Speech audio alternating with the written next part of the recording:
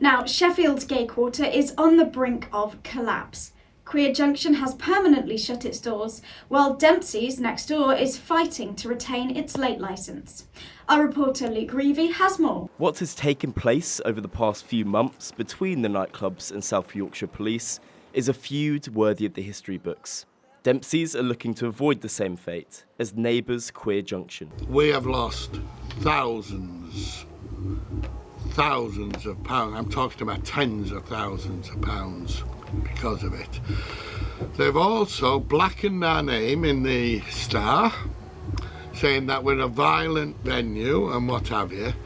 If we are guilty, I will hold my hands up and admit it, but they refuse to give us the data from which these statistics are made up. This decision comes after South Yorkshire Police branded the two venues as the most crime-ridden in the city and sent their licences for review. The stats that we were presented with were fairly condemning in terms of serious crime.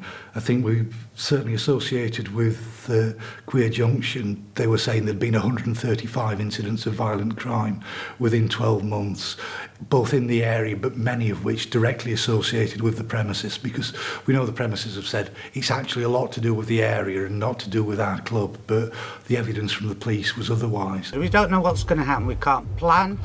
Because we're still in a position... They've damaged the business seriously We're now. still in a position where we've been threatened that if anything happens in this area, irrespective of whether it's inside or outside the building, the police are going to put a closure notice on us.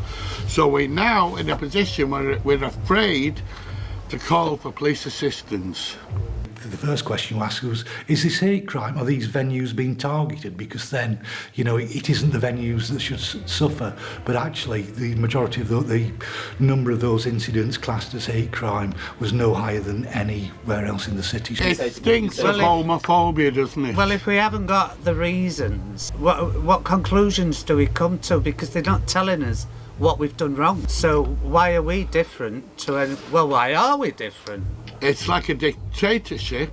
This is what's going to happen. They won't give you a reason and they won't give you any chance to defend yourself. Whether the gay quarter will ever be as lively as it once was, one thing is for certain: it will go on without Queer Junction.